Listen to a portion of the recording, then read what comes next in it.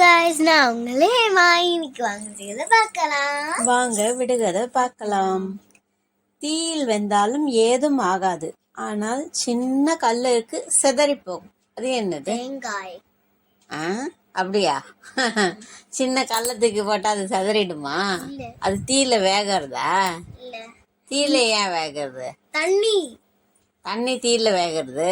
கல் அதுல தூக்கி போட்டா அது உடஞ்சு போயிடுறதா? பானை.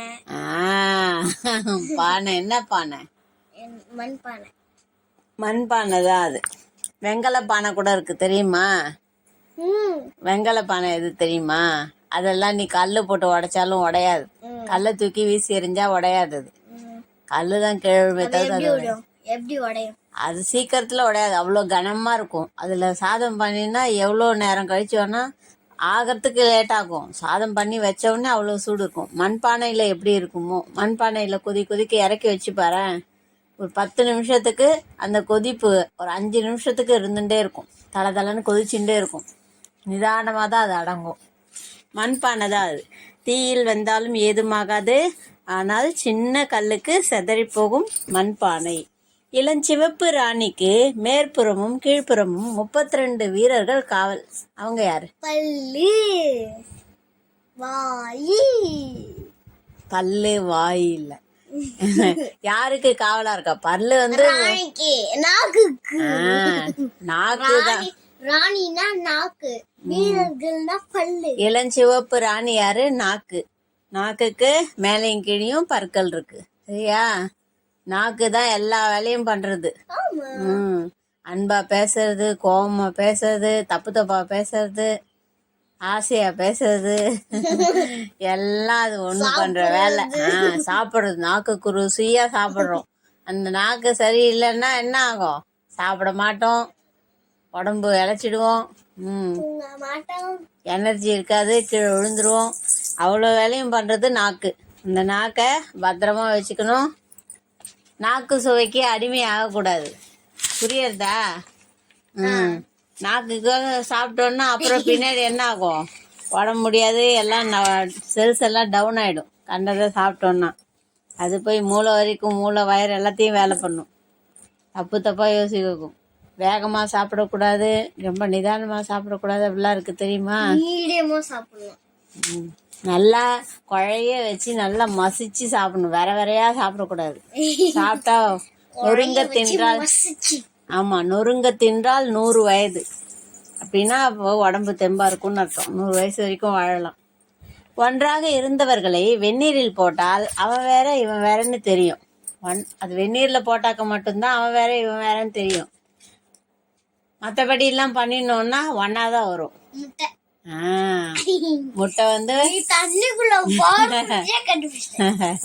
வெந்நீர்ல போட்டோம்னா மஞ்சக்கரு தனியாவும் வெள்ளைக்கரு தனியாவும் வரும். ஆம்லெட் போட்டா ரெண்டும் ஒன்னாதான் வரும், இல்லையா?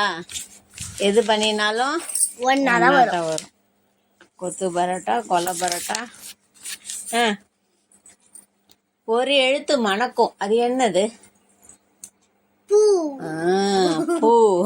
நான் மல்லிகை பூன்னு சொல்லுவேன்னா, ஆனா கீழே விழுந்தால் வெள்ளமாவேன், ஆனா சாப்பிடுற வெள்ளம் கிடையாது. அது என்னது?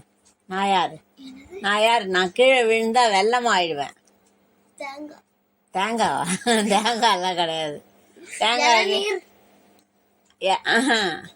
கீழே விழுந்தா வெள்ளம் ஸ்வீட்டா இருக்குமாமா? சக்கரை பொங்கலுக்கு எல்லாம் போறோமா? பிளாக் என்ன ஜாகரி வெல்லம். அது வந்து வெள்ளம். நான் கீழே விழுந்தா வெள்ளம். சொல்லு. சரி சொல்லு. நான் கீழே விழுந்தா வெள்ளம் ஆவேன், ஆனா இனிப்பா இருக்கிற வெள்ளம் கிடையாது. நான் யாரு? வேகமா வந்தா என்ன ஆகும்? கரை புரண்டு ஓடும். என்னது அது?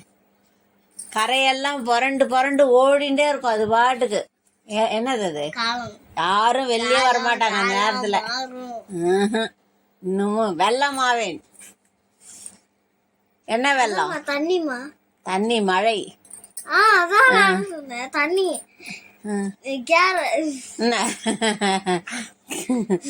வெள்ளம்னா தண்ணிமா. வெள்ளம்னா தண்ணி. கேரளால கன்னடா பேசுறாங்களா? கர்நாடகால தான் கன்னடா பேசுறாங்க, கேரளால மலையாளம் பேசுறாங்க. மலையாளத்துல வெள்ளம்னா தண்ணி, தமிழ்ல வெள்ளம்னா ஃப்ளட், கரை புரண்டு ஓடுற வெள்ளம் சொல்லுவோம். அப்புறம் ம். வெள்ளம் வந்தா எல்லாரும் சாப்பிடுற வெள்ளம் வீட்டுக்குள்ளேயே இருப்பாங்க. இடத்தெல்லாம் பள்ளமா இருக்கிற இடத்துலலாம் இல்லாம வேற இடம் பெயர்ந்து போயிடணும். இல்லைன்னா அங்கே இருந்தா நம்மளும் அதுக்குள்ள முழுகிடுவோம். வெள்ளம்தான் அது. மழை நீர், மழை வந்ததுன்னா அதிகமா வரும்போது வெள்ளமா ஆயிடும். என்னை யாரும் சுட முடியாது, அது போல என்னை யாரும் தொடவும் முடியாது. நான் யாரு? நெருப்பு. நெருப்புடா. நான் மேல இருப்பேன். ஆகாயம். ஆகாயம் இல்ல, சூரியன். ஆகாயம் இல்ல, ஆகாயம். சூரிய பகவான், சூரியன் தான் அது. சூரியனை யாராலையும் சுட முடியாது. சூரியனை சுட முடியுமா? தொட முடியுமா? தொட்டா நம்ம பொசுங்கிடுவோம், கரியா ஆயிடுவோம், கறிக்கட்டையா ஆயிடுவோம். பணம் கொடுக்காம வாங்கக்கூடிய நகை, இந்த நகை எல்லார்கிட்டயும் இருக்கும். ஏழையிலேருந்து பணக்காரர் வரைக்கும் இருக்கும். இதெல்லாம் நம்ம கழுத்துல எல்லாம் போட்டுட்டு போகணும்னு அவசியமே கிடையாது. புன்னகை.